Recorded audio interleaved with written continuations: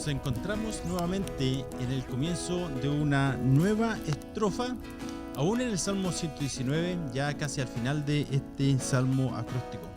Notarán que al principio de esta estrofa, número 21, sus Biblias muestran la palabra sin, la cual equivale a la letra número 21 del abecedario hebreo. Sin embargo, algunas versiones bíblicas muestran la palabra shin. Esto se trata de un asunto de pronunciación en el idioma hebreo. Tal vez algunos de ustedes se recordarán del incidente en el libro de los Jueces, capítulo 12, donde a los fugitivos de la tribu de Efraín se les exigió que pronunciaran la palabra Shibolet. Y como no podían pronunciar correctamente la letra sh, decían entonces Sibolet. Entonces se trata de un asunto de pronunciación.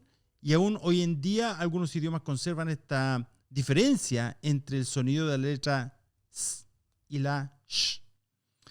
Bueno, a medida que comenzamos esta nueva estrofa, es mi oración que nos empapemos de la verdad de la palabra de Dios, que nos dispongamos bajo la enseñanza que el salmista quiere que aprendamos y que por la gracia del Señor, cada uno de nosotros seamos como el salmista en relación a su pasión y su relación misma con la palabra viva de Dios.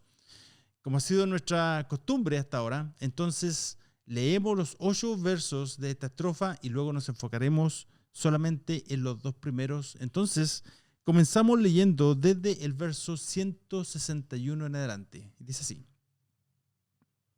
Príncipes me persiguen sin causa, pero mi corazón teme tus palabras. Me regocijo en tu palabra como quien haya un gran botín. Aborrezco y desprecio la mentira, pero amo tu ley. 7 veces al día te alabo, a causa de tus justas ordenanzas. Mucha paz tienen los que aman tu ley, y nada los hace tropezar. Espero tu salvación, Señor, y cumplo tus mandamientos. Mi alma guarda tus testimonios y en gran manera los amo. Guardo tus preceptos y tus testimonios, porque todos mis caminos están delante de ti. Algo que a simple vista resalta acerca de esta estrofa es de que, si se pudieron darse cuenta, contiene declaraciones de fe, de obediencia, de compromiso, de amor hacia la palabra de Dios, una tras otra. En esta ocasión, no hay peticiones como para que Dios salve la vida del salmista de una situación angustiosa como en estrofas anteriores.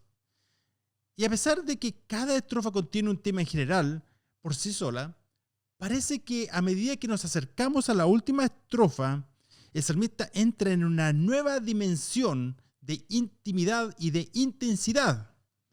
Si alguna vez te has preguntado cómo se debería ver la vida de un creyente, un corazón entregado y un hambre por las Escrituras, lo vas a poder ver a través de estos versos. De hecho, esta imagen nos muestra cómo debería ser nuestra propia vida cristiana. Por supuesto, ya hemos visto que al salmista lo persiguen, ¿cierto? Ya sabemos que siempre se encuentra en problemas, ¿cierto? Especialmente porque quienes le persiguen son gente en poder, son gente que son poderosos, ¿cierto? Son príncipes.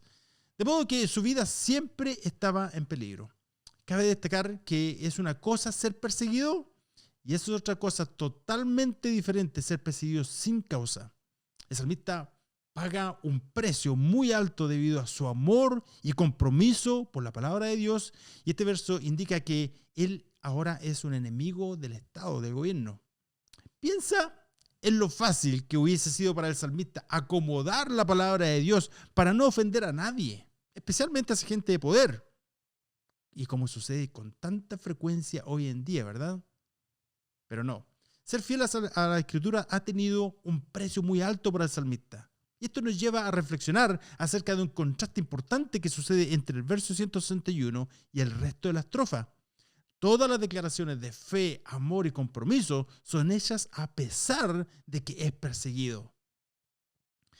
Aunque es perseguido por gente violenta que no tiene misericordia de él, el salmista no teme a los hombres, sino solamente a Dios. La línea dice, pero mi corazón teme tus palabras. Aún más, como cristianos sabemos que después que hemos nacido de nuevo, el plan de Dios para nuestras vidas es que maduremos, que crezcamos en gracia, en el conocimiento de Jesucristo, que crezcamos en santidad, ¿cierto? Que seamos establecidos y seamos moldeados a la imagen del Hijo de Dios. Ahora, ¿cuántas veces hemos perdido de vista quién es Dios y olvidamos por completo sus promesas y su carácter cuando nos hemos encontrado en medio de pruebas, tentaciones o aflicciones? Aquí el salmista nos muestra una tremenda imagen de madurez. A pesar de la persecución, él aún teme a Dios y muestra reverencia hacia la palabra de Dios. En el corazón de un creyente que tiene una vida espiritual saludable existe el temor de Dios con respecto a su palabra. De otro modo, a nuestra vida cristiana le falta algo. No tiene ningún sentido que profesemos que hay temor de Dios en nuestras vidas y que no haya una reverencia de nuestra parte hacia su palabra. Esto se trata de tomar seriamente la palabra de Dios y al Dios de la palabra. No podemos separar lo uno de lo otro. Una reverencia hacia las Escrituras es sinónimo a una reverencia hacia Dios, quien habla a través de las Escrituras. Si hay algo que explique la lamentable condición de la iglesia en general hoy en día en todo el mundo, es debido a que hemos tenido un poco, que hemos menospreciado la palabra de Dios y con ello a Dios mismo, querido hermano. No podemos ser despreocupados, negligentes o irregulares hacia las Escrituras y al mismo tiempo ser temerosos de Dios. Es los dos o nada. Lo vemos en 2 Samuel, capítulo 12, cuando Natán amonesta a David. Seguramente se acuerdan de la historia de David y Betsabé. Y en el verso 9, Natán le pregunta, ¿por qué han menospreciado la palabra del Señor?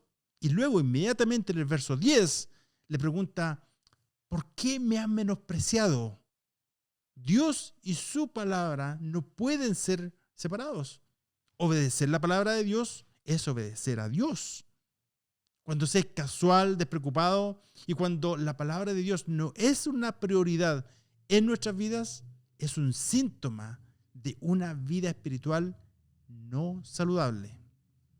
Me pregunto, ¿desde cuándo que la iglesia comenzó a tratar las Escrituras como si fuera un libro de sabiduría solamente?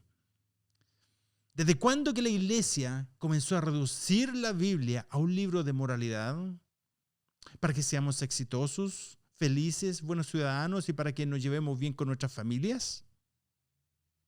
¿Desde cuándo? ¿Desde cuándo que se comenzó con esta teología reduccionista de que Dios es solamente amor sin incluir la ira de Dios en nuestras enseñanzas, en nuestras predicaciones y en nuestro evangelismo? Que Dios nos ayude, queridos hermanos. Tomar la palabra de Dios a la ligera y en forma casual ha creado una generación de cristianos débiles, sin convicciones, revelando la condición del corazón con respecto a Dios mismo. Así que quiero desafiarte una vez más con una pregunta. ¿Existe un temor reverente hacia la palabra de Dios en tu vida? Sin embargo, una vida cristiana saludable no se muestra solo a través de un temor reverente hacia la palabra de Dios, sino que también existe una plenitud de gozo en la vida del creyente. Veamos qué dice el siguiente verso. Me regocijo en tu palabra como quien haya un gran botín o tesoro. Algunas versiones dicen así. ¿Te has sentido así últimamente cuando escuchas un sermón o durante tu devocional personal en las Escrituras? Probablemente has conocido a alguien quien ame el dinero, ¿verdad? le dedique todo su tiempo y energía, sacrifique todo por un poco más. El salmista aquí dice que amaba la palabra de Dios de la manera que algunas personas aman el dinero o aún más, un tesoro. Este es un hombre en quien existe un hambre intensa, devoradora por la palabra de Dios. ¿Acaso no debería ser así en nuestras propias vidas, querido hermano? Interesantemente, el verso nos presenta con esta palabra botín.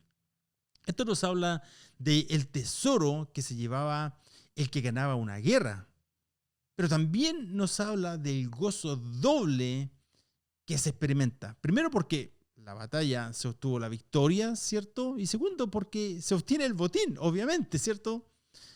Dios quiere que experimentes un gozo especial cuando te sumerges en su palabra, porque en ella hay ganancia, hay placer, hay llenura espiritual, fortaleza, hay consuelo, hay sabiduría también, ¿cierto?